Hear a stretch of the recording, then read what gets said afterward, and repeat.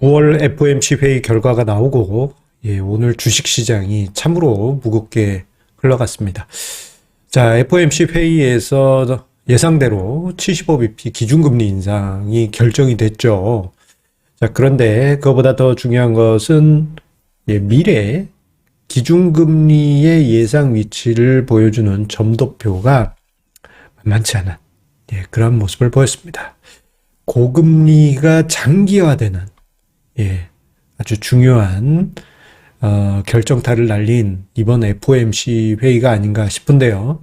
그런데 우리가 봐야 될 것은 저 FOMC 기준금리 인상 저게 중요한 게 아닙니다. 우리가 어떠한 주식에 투자를 해야 되는지 혹은 어떠한 종목에 조심을 해야 될지 이 부분에 관해서 생각을 하지 않을 수가 없습니다. 특히나 버블이 심한 종목들 더더욱 조심하셔야만 합니다. 왜 그러느냐? 오늘 증시 토크에서 자세히 설명을 드리도록 하겠습니다. 구독, 좋아요 꼭 부탁드립니다. 자, 9월 FOMC 회의가 예상대로 75bp 0.75%포인트 기준금리를 인상하면서 자이언트 스텝을 또 한 번 밟았습니다. 단 반년 만에 300bp가 인상이 됐어요. 기준금리가 이제는 3%에서 3.25%대로 들어갔죠. 정말 이 정도의 속도는요, 1980년대 이후 없어요. 70년대 오일 쇼크 때, 그때 이렇게 어떻게 가늠하면 그 속도가 나오긴 하는데, 80년대 이후로는 처음 있는 일입니다. 거의 반세기 만에 처음이라고 해도 과언이 아닙니다. 그런데요, 기준금리 75bp 인상은 이미 우리가 뉴스나 경제 매체를 통해서 이미 알고 있었던 내용이기 때문에 그러려니 하는데, 자, 어제 미국 증시를 보면 이렇게 올라갔다가요 훅 꺼집니다. 왜 훅 꺼졌느냐? 미국의 경제 성장률 전망치를 1.7%에서 0.2%로 연준에서 그 경제 성장률 전망치를 하향했습니다. 그러면서 경제 성장률 전망치를 저렇게 하향한다는 것은 3분기, 4분기 지금 나와야 되는데 올해 하반기에 역성장한다는 의미잖아요. 그러다 보니 시장에서 민감하게 반응했고, 그보다도 저는 이게 더 컸다라고 생각합니다. 기준금리가 높은 수준, 4%대 이상에서 높은 수준으로 고착화되고 장기화될 가능성이 커졌다라는 점이 시장을 무겁게 만들었다고 보입니다. 지금 화면상의 자료는요, 9월 FOMC 회의 이후에 연준에서 발표한 미래 경제 전망 요약본 PDF 자료가 있습니다. 그 자료에 나와 있는 연준 위원들이 예상한 기준금리 전망치 점도표인데요. 요 점 하나하나가 연준 위원들의 한 표라고 생각을 하시면 되겠습니다. 자, 2022년 올해 연말 기준으로요. 미국의 기준금리는 요 중간값 딱 그어보면 요 위치가 4.25%입니다. 이거 뭐야 이거?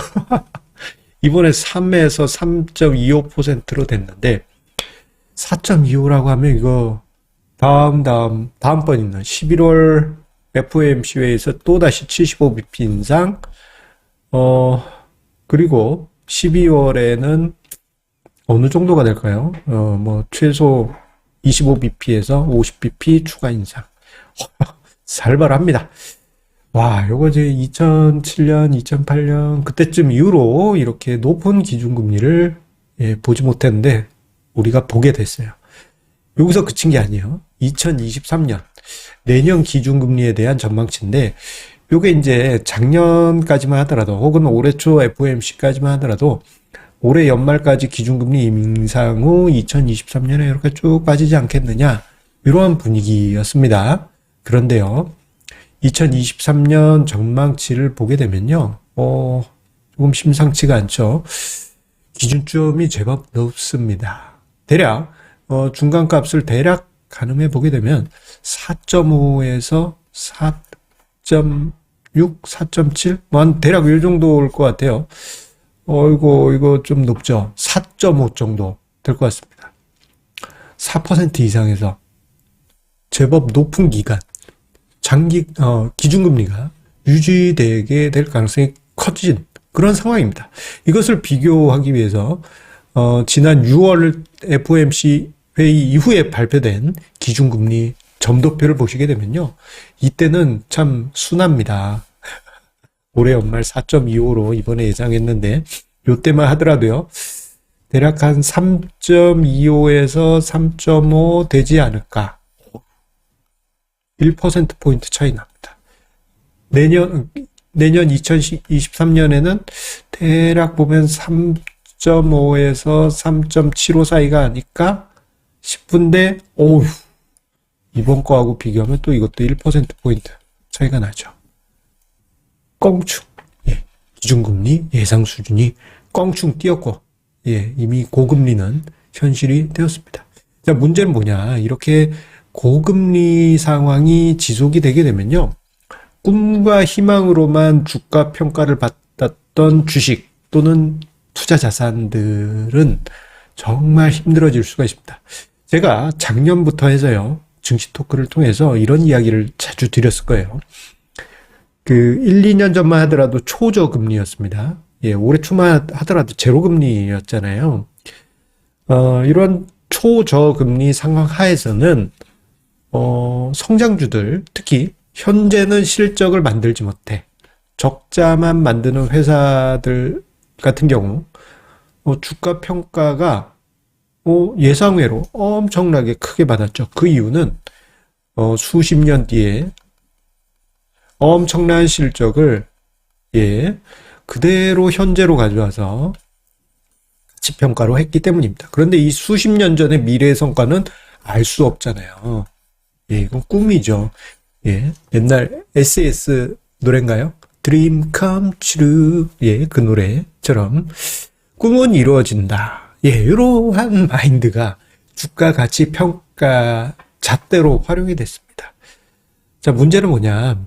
제로금리 상황은 제가 종종 비유를 드릴 때 안개가 없는 청명한 날씨, 청명한 날씨와 같다. 왜냐? 수십 킬로 떨어진 아주 먼 미래의 무언가까지도 바로 눈앞에서 보는 것처럼 맑게 보이기 때문이죠. 수십 년 뒤에 우리 회사가 Dream come true 해가지고 수조 원이 될 겁니다. 그렇게 이제 평가를 받았던 게 초저금리 상황이었어요. 실제 작년, 재작년까지만 하더라도 스타트업이 IPO하면 우리 회사 몇 조 원 평가받아야 되는 거 아니야? 뭐 이런 이야기들 너무 쉽게 나왔죠.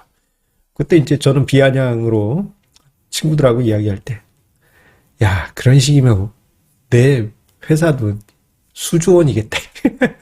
그렇게 얘기했던 적이 있습니다. 하지만 고금리 상황이 고착화되게 되면 금리가 올라가면 올라갈수록 안개가 진해지고 미세먼지가 짙어지는 것과 똑같습니다. 그래서 수십 년 뒤의 미래의 꿈과 희망과 같은 실적이 진짜 현실이 된다 하더라도 금리가 올라가게 되면 안개가 가득 끼어서 요거 보이지 않아요. 바로 눈앞에 실적을 갖다 바쳐라. 이런 분위기가 나오게 되고 지금 현재 그 고금리 상황이 지속이 되면서 이게 이제 실제 성장주들의 가치평가에 냉정하게 나타나고 있죠. 그러다 보니 요즘 이제 성장주들 주가 보면 정말 당혹스러울 정도입니다. 대표적으로 미국의 혁신기업 ETF인 ARKK. 이건 뭐 작년만 하더라도 돈 남은 누나, 우드스탁 누님. 우드스탁이 아니죠. 캐시우드 누나. 유명했죠. 하지만 지금 어때요? 와, 이거 심각합니다. 거의 뭐 한 3분의 1 토막 이상? 4분의 1 토막? 살벌합니다. 그리고 가치평가 자체가 거의 불가능한 비트코인 같은 경우 고점 대비해서 주가가 주가래네. 가격이 얼마나 많이 빠졌어요. 여기 또 3분의 1 수준 이상 빠졌습니다. 자, 이러한 게 요 자산들뿐만 아니고 우리나라의 성장주에도 똑같이 나타날 수가 있습니다. 특히 숫자를 못 만드는, 실적을 못 만드는 그러한 성장주들 같은 경우에는 금리가 올라가면 올라갈수록 더욱 박한 그러한 평가를 받을 가능성이 커지게 되기 때문에 성장주에게는 냉혹한 현실이 기다릴 수 있습니다. 문제는 뭐냐? 한번 이렇게요. 성장주에 대한 가격 모멘텀이 꺾이거나 또는 버블 투자 자산들의 가격 모멘텀이 꺾이게 되면 이게 제법 오래 갑니다. 하락 모멘텀으로 바뀌었다 그러면 몇 년 가요. 이거 말도 안 됩니다. 나중에 금리가 이렇게 올랐다가 뭐 이렇게 꺼지면 다시 성장주 가자 나올 거야 라고 생각하실 수 있지만 모멘텀이란 게 참 그래요. 이게 다시 신뢰 있는 모멘텀으로 전환되기 위해서는 시간이 필요합니다. 시간이 필요해요. 사실 이 성장주 그리고 미국의 나스닥이 2010년대 후반 2020년대와 2021년에 투자자들에게 각광을 받았던 이유는 그 이전에 거의 10년 가까이 막 승승장구하는 그러한 모멘텀을 보여줬기 때문에 그 모멘텀이 계속 연장이 될 수 있었던 거예요. 그런데 그 모멘텀이 훼손으로 갔다? 그럴 경우에는 이게 다시 돌아서고 올라올 때 이게 신뢰할 만한 모멘텀인가? 라고 보기에는 어렵기 때문에 시간이 많이 필요합니다. 자, 이 부분이 이해 안 가실 수 있어서 2000년대 IT 버블 붕괴 때를 이야기를 드리겠습니다. 자, 2000년 IT 버블 정말 어마어마했죠. 1999년에 이제 금리 인상이 있으면서 미국 같은 경우에는 2000년대 중반부터 해서 버블이 터졌고 한국은 2000년 여기가 2000년 요때 이제 버블이 깨지면서 심각했어요. 지금 화면상의 차트는요. 위쪽이 코스피 유가증권 시장 차트고요. 아래쪽이 그때 당시 버블의 대명사라고 할 수 있는 코스닥 지수입니다. 여기서 이렇게 올라간 게 한 6배, 5배 올라간 거예요. 지수가. 그에 반해서 코스피 지수는 좀 그때 당시에 좀 덜 올라갔습니다. 버블이 그렇게 심하진 않았어요. 자, 그런데 자, 보세요. 2000년 IT 버블 붕괴 우리나라가 먼저 겪었습니다. 그런데 코스피 지수는 이때 상대적으로 선방했어요. 반토막 빠졌어. 이거 심각한 거 아니야? 라고 생각하시겠지만 코스닥 지수는 5분의 1 토막 납니다. 버블이 진짜 저렇게 심했거든요. 근데 요 시기 때 보시면요. 미국의 기준금리가 자, 2000년대 IT 버블 붕괴되는데 미국도 비상이 걸린 거예요. 일단 기준금리 올리는 거 멈춰봐. 할 때도 쭉 빠지고. 자, 2001년 들어서면서 기준금리 인하가 진행이 됩니다. 그런데요. 코스닥 지수를 보시면은 2000년처럼 가파른 하락은 아니지만 기준금리 인하가 2003년 중반까지 지속되고 이 초저금리 상황이 2004년 중후반까지 지속이 됐음에도 불구하고 코스닥 지수는 2004년까지 하락하게 됩니다. 이거는 우리나라니까 우리나라니까 그렇게 생각하시겠지만 이때 당시 나스닥도 똑같았어요. 똑같았습니다. 즉 모멘텀이 훼손된 게 다시 성장주의 모멘텀이 훼손된 게 다시 돌아가기 위해서는 기준금리가 하락한다 하더라도 이게 모멘텀이 돌아서는데 시간이 정말 오래 걸리게 됩니다. 그리고 2004년 이후 다시 이렇게 꾸물꾸물 이제 나스닥 지수가 상승하니 그리고 몇 년이 지난 뒤에야 시장 참여자들이 저거 모멘텀이 있구나. 그렇게 이제 인지를 했던 것이죠. 그런데 여기서 중요한 힌트가 있습니다. 뭐냐? 자, 버블이 깨졌어요.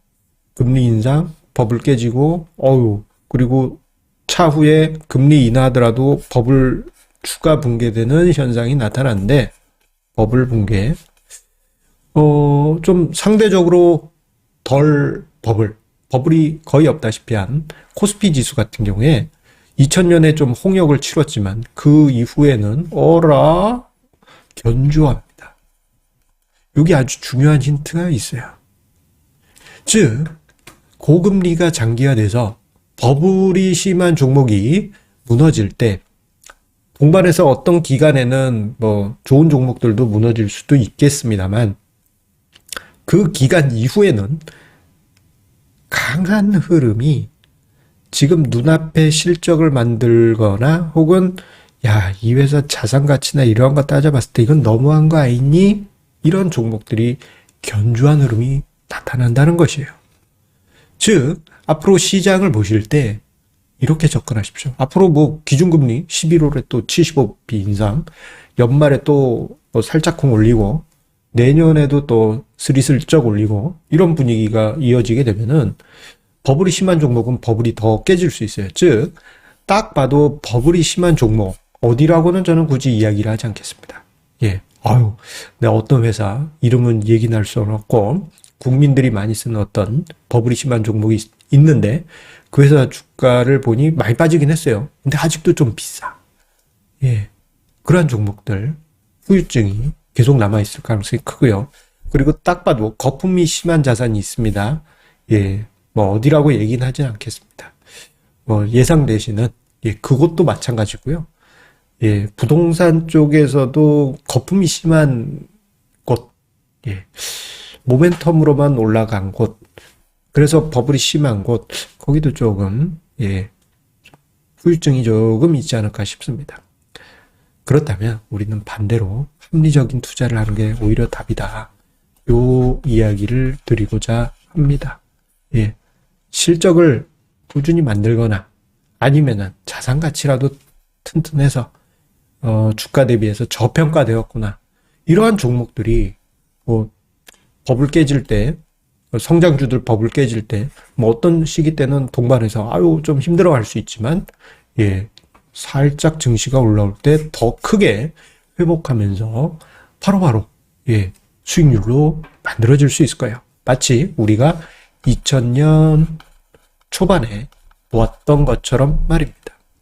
우리가 어떻게 투자해야 되는지 공부를 하실 때 2000년 초중반 한번 예, 리서치 해보시기 바라겠습니다.